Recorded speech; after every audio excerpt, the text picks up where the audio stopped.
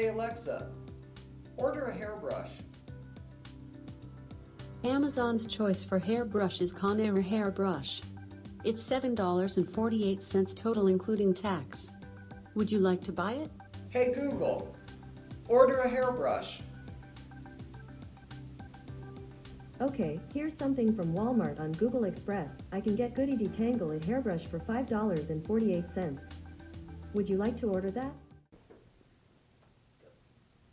As you can probably tell, today we're talking about smart speakers. Smart speakers like the Amazon Alexa and the Google Home.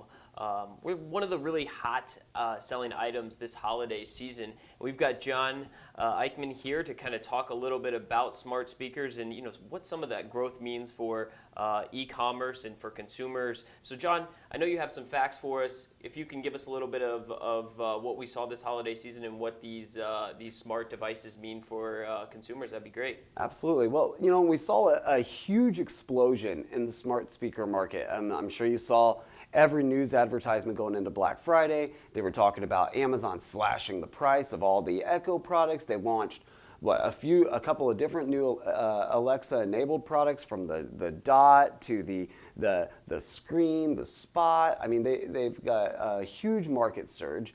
And of course, it was one of the biggest items for Black Friday. What we saw over the holiday season is we actually saw an increase of about 500,000 homes that now have smart speakers that didn't have them before the holiday season. Including both of our homes. Including both of our homes. I mean, I'm a huge fan of the Echo. Yep. We use it in our house all the time. Yep. That's not a product endorsement. I'm just saying I'm a big fan of them. So what we've seen from the market is pretty exciting in terms of a growth of a retail channel. What we're seeing right now is that currently, of all Wi-Fi enabled homes in the U.S., about 13% have a smart speaker in there. And the reason that is important is we can look back at technology adoption rates on new iPhones, on any kind of new technology or gadget. And there is this critical threshold of about 15% market adoption. And once it's hit that 15% marketing penetration rate, the product starts to soar. So by all estimates, smart speakers should surpass that threshold mid this year. Yep. And they're really not going anywhere. And these products have only been on the market for how long? Let's see, Amazon debuted the Echo 3 years ago, I think in 2015.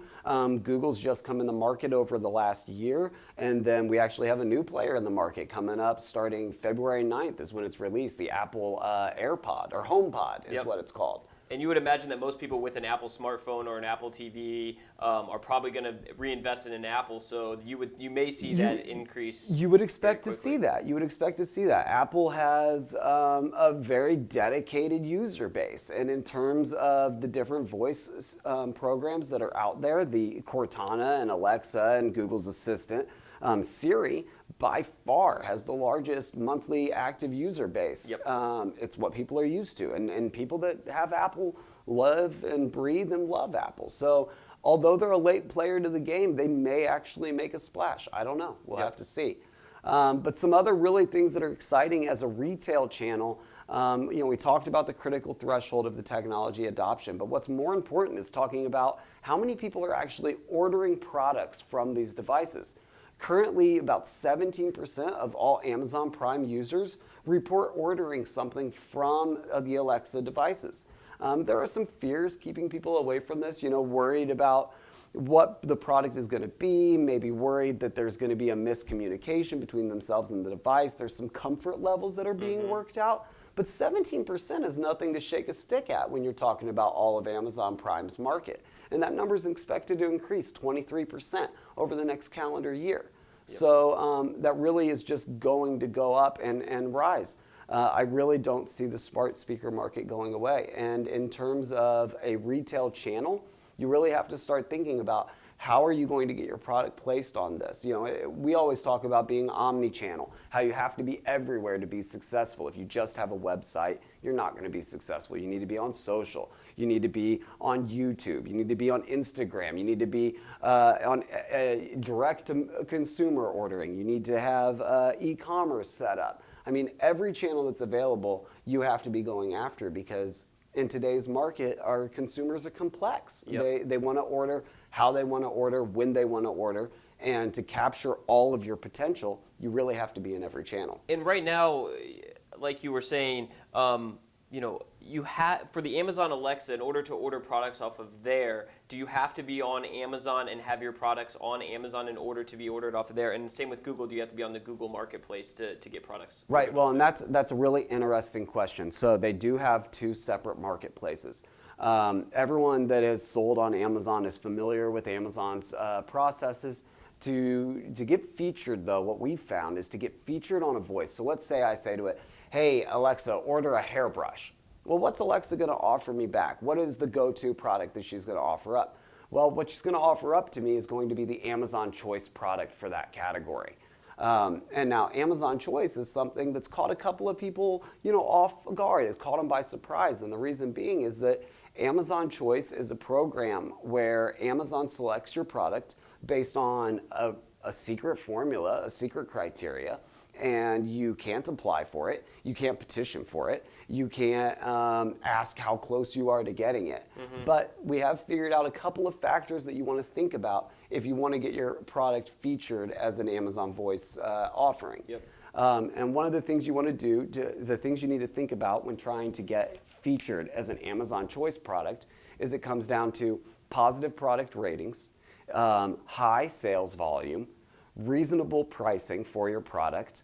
Your product needs to be Prime eligible. Yep. And then favorable shipping speeds all factor into this algorithm of what product gets selected as an Amazon Choice product. The great thing about it is that anyone that's gotten an Amazon Choice label has said that product has skyrocketed to their top product in terms of sales. It is a massive boon and definitely worth putting the time and the investment into. I know at IDS we've had, several of our customers have gotten products that were Amazon Choice, and not only does it help with the Alexa, that you are able to be the prime choice for any orders that are placed for, say, a hairbrush, but you're also able to be listed, very high up on their search rankings and even on their home pages for a lot of exposure to customers. So that's always, getting an Amazon Choice is huge. John, can you tell us? So there may be some people out there that are anti-listing their products on Amazon or Google Marketplace, but maybe want to be able to capture some of this using some of these smart speakers to sell products. Can you tell us how or if that's even possible? Well, it is possible to get featured on both markets, but these are their playground. This is Amazon's playground. It's Google's playground. Yep. If you want to play, you have to play by their rules. Yep. So there really isn't a path for you to not be all the way in Amazon's park and then also still be featured on Voice. You really need to commit to the efforts and the activities that are going to get you featured. Do you see larger companies like Best Buy and other places like that, creating apps? Is that another way to kind of get your products to be able to be sold? Well, and you bring up a really interesting point, which is a big distinction between the two different markets, between Amazon's environment and Google Home's environment. So the app market is a huge potential. You are right. Like a lot of retailers have gone ahead and partnered with one or the other. They're kind of picking their bets and hedging their bets and creating apps and partnerships for these unique chains. But I think one of the first things you need to talk about is what are the differences between the ecosystems before you decide on who you're going to side with. Right now, most major retailers are signing up for deals with Google. That just tends to be the way. You've got Best Buy, Home Depot, Target, Walmart. But Best Buy is also with Amazon, and Amazon then also got the partnership with Microsoft. And they've got a couple of other major partnerships as well. I think retailers may be scared of the competition that Amazon offers in terms of a retail competitor and being so quick to jump on to sign up with them. I think it's easier for major retailers to sign up with Google when they're not in direct competition. However, in terms of markets, Amazon's got a much larger ecosystem. Amazon came out last September and said that they hired 5,000 dedicated individuals just to work on the app market for the voice products, okay? Amazon has over 25,000 apps on its market currently.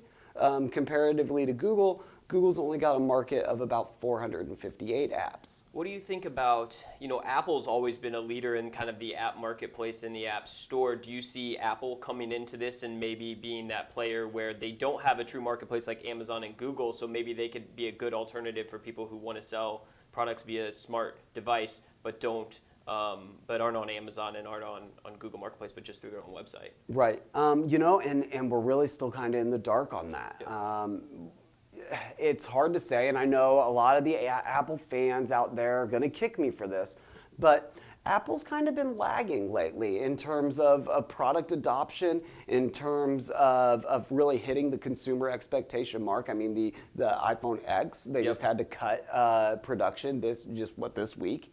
So, however, they always put out a rock star product, and they do have that rabid fan base. Yep. So I don't know. However, they've been pretty hush on what they're going to do in terms of the voice-enabled retail channels with the HomePod. Yep. So we'll just have to really see how it goes. Now, keep in mind right now, market penetration-wise, over 70% of all smart speakers right now are powered by Alexa. Google's lagging behind at about 20%. And there's still a couple of stragglers out there. I think Sonos has some of their own products. I know Sonos has been partnering with Amazon and Alexa a lot as well. But right now, the major hitter, the heavy hitter in the market is absolutely the Echo. Yep. It'll be really interesting to see. We'll have to get back together a year from now and talk about how the market's evolved, because I don't think this is going away. And it will be exciting to see how having the new Apple competition come into the market and see how that really impacts things. Yeah, certainly. I mean, just with the way that this holiday season went, I don't think that any of these smart speakers are going anywhere. I think it's only going to get bigger, and there's just an endless possibility of things that you can do with them.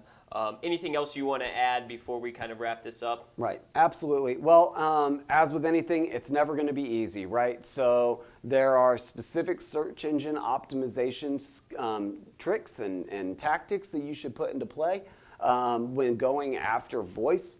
We are all really used to the fragmented 3 keyword, kind of way. Voice tends to favor longer-tailed keywords and more exact phrases. So you'll really want to do some research into the specifics of voice-enabled SEO in terms of your product, especially if you do have products on an Amazon marketplace or on a Google marketplace. The other thing to consider, and of course this is the fulfillment company in me talking, but Amazon won't tell us exactly what you have to do to be an Amazon Choice product. What they will tell us, though, is that shipping times matter. They'll tell us that product cost matters, therefore shipping cost matters. Right? And we talk about this all the time. We talk about how your choice of how you're going to do fulfillment massively impacts your product cost, massively impacts your customer satisfaction in terms of shipping and shipping satisfaction. So those are definitely things you want to consider. If you're going to be looking into voice as a channel, you'll always want to be considering the basics as well of like making sure your shipping times are optimized, making sure your products are the right price, and that you're poised to be competitive. Yep. Well, great, John. I appreciate all the information that you were able to give us today, and hopefully some of our viewers out there will be able to take some of this and make it work for their businesses. So until next time.